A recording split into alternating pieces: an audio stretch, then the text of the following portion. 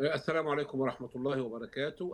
Upon you. التحدي الأساسي The سيكون بطبيعة prominent الحال challenge is that كيفية there is ضمان no guarantee تنفيذ or finding a هذه guarantee that القرارات Israel really تعود إلى commits ملامة to كل the الاتفاقات truth on the السابقة ground. في All the التهرب previous والتمرد من agreements has witnessed تنفيذ ما ورد في violations by the الاتفاقيات، Israeli forces, وبالتالي ومع الصعوبات and التي يواجهها consequently with the نتنياهو challenges faced by Netanyahu, Israel Prime Minister, with his partners in the right wing, like such as Smotrich and Ben Gvir.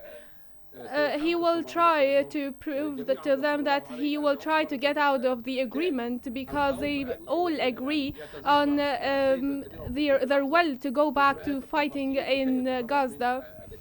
So he's now trying to get out of the agreement.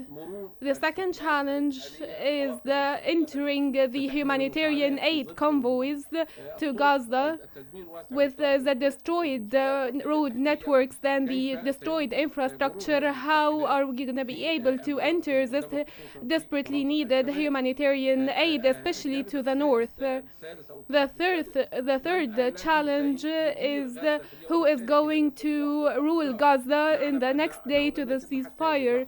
So far, we have not reached a consensus by the mediators or the conflict parties about a committee to be formed to rule Gaza. The President Mahmoud Abbas has not issued a resolution to form this committee. So this is a very difficult challenge that faces the mediators, especially the United States, that is writing a condition that they do not want Hamas ruling Gaza anymore. Who is going to rule Gaza? Who's going to supervise the humanitarian aid convoys? So many questions that need to be answered so that the ceasefire agreement can actually hold facing this hard reality. Sir, international actors, including the United Nations, have called for immediate relief efforts in Gaza. Can you outline the steps required to ensure these calls are effectively translated into action? And what role do international and regional players need to play to facilitate the humanitarian aid delivery?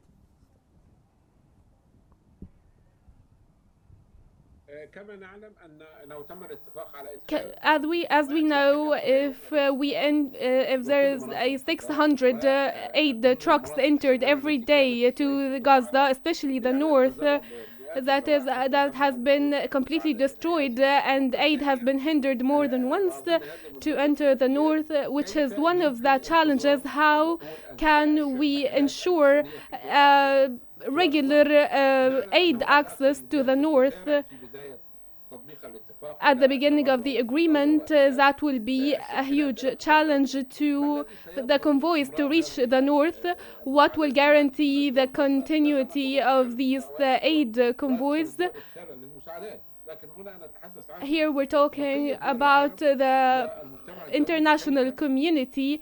How are they going to advocate for Gaza? How are they going to ensure the continuity of the humanitarian aid access? And how they're going to stop Israel from committing any more violations?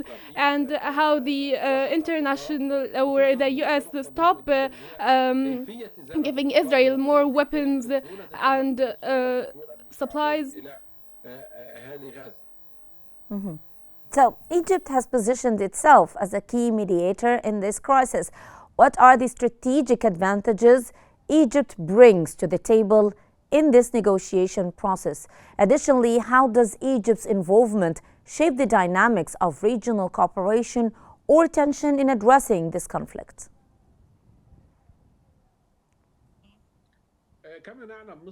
As we know, Egypt is the main Arab state that went to war 4 times to defend the Palestinian cause and signed into an agreement in 1979 to advocate for the Palestinian cause.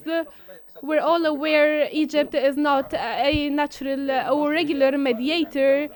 It's an a major Arab state, always advocating to the Palestinian people and has condemned the Israeli aggression since the first day and stood to defend the Gazans and threatened the Israeli schemes to take over Gaza and worked tirelessly to ensure the humanitarian aid access to Gaza and stopped the scheme of the Gaza evacuation. The Egyptian effort now is highly important and efficient, as in the next period Egypt will be one of the supervisors to achieve and implement this agreement. The negotiations took place in Cairo during the past few days and will continue during the next few hours to ensure the implementation of this agreement. Egypt always defends the Gazans' interests. Yes, Mr. Ahmed, many observers are concerned that any agreement reached might only serve as a temporary solution. So, in your own point of view, what must be included in the ceasefire agreement to ensure that it serves as a foundation for long-term peace and stability? Could you provide examples from past conflicts where similar agreements succeeded or failed?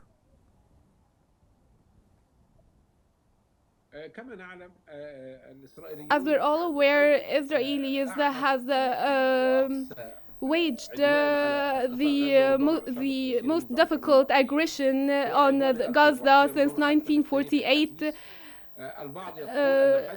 Some would say that the shelling of Gaza is more and even more difficult than Hiroshima and Nagasaki in the World War II. So we have seen firsthand that there are 46,000 deaths and 2 million has been displaced, complete destruction of infrastructure. Israel does not want a clear item in the agreement for a lasting ceasefire.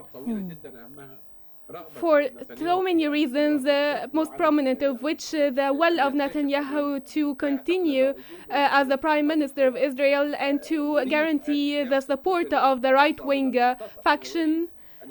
He does not want to submit to the international community and achieve a ceasefire. He wants to guarantee the right-wing factions, figures such as Smotrich and Ben Gvir to continue in his support.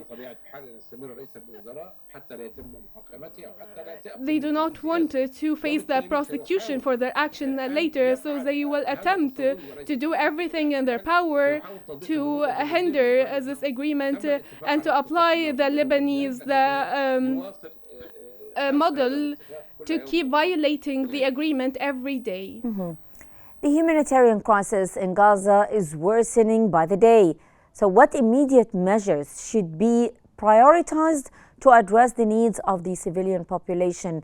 How can the international organizations and governments collaborate effectively to mitigate this crisis?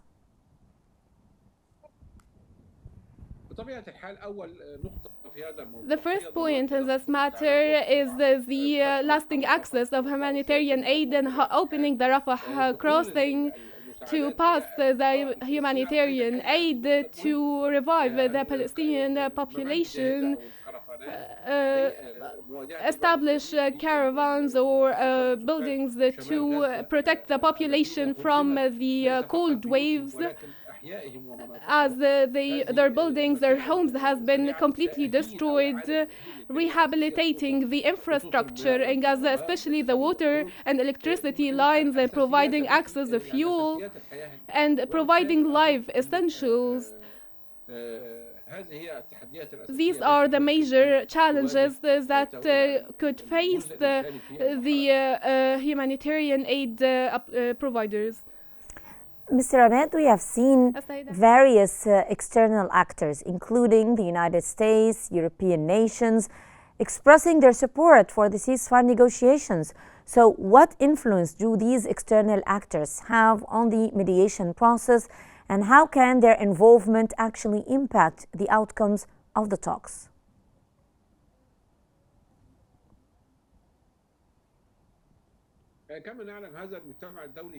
This international community stood helpless since day one to apply any real change. There is a lot of welcome and support to this agreement, but I think the main factor that is creating a real difference is the intervention of President Trump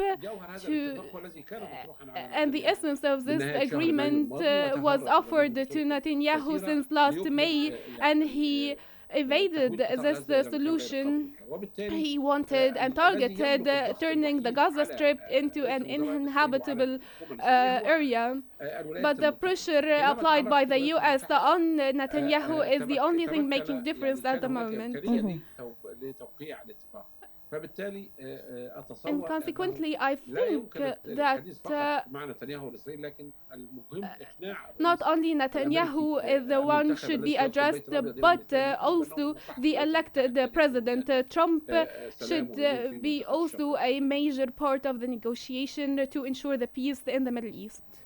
Looking at the broader geopolitical context, how do the outcomes of these negotiations impact the region's stability? What are the potential ramifications for neighboring countries if a sustainable ceasefire is not achieved?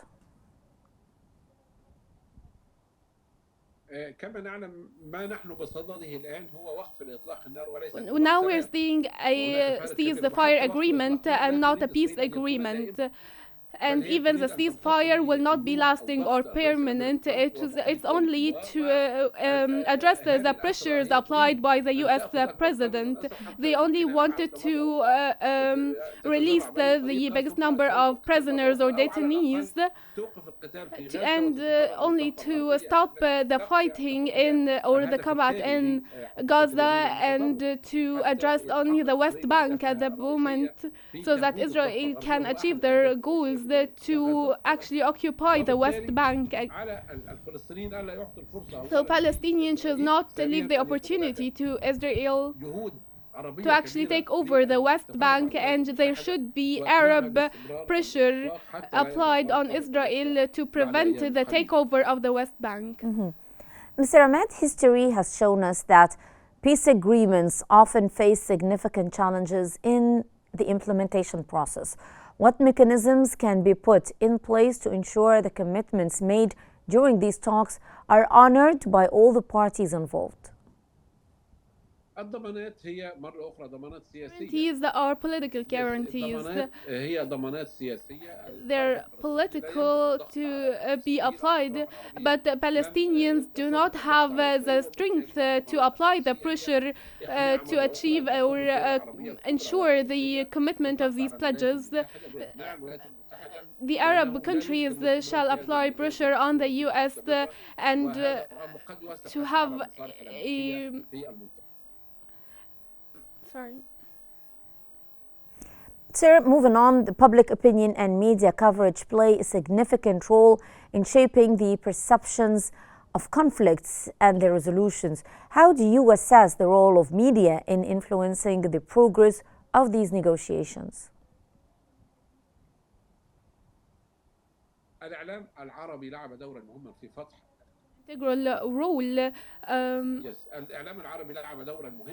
Integral role outing the Israeli practices and crimes in Gaza, but there were also international media platforms that were biased to the Israeli narrative. The Arab media are now working tirelessly to out the Israeli efforts to commit a complete genocide in the Gaza Strip to wipe out the entire population. A lot of groups were advocating for the Gaza population in the US who were stopped and oppressed. Finally, sir, as we look ahead, what are the key milestones and indicators that we should monitor to assess the success of these negotiations? And what will signal that progress is being made towards a lasting resolution?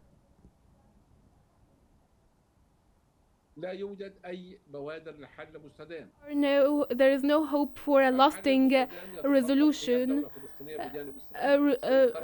The lasting resolution will be an independent Palestinian state, and there is no enough pressure to be applied on Israel. The wing Israeli government refuses any lasting resolution, and the Trump administration does not believe on an independent Palestinian state, and they are not advocating for anything in this regard to be translated on reality.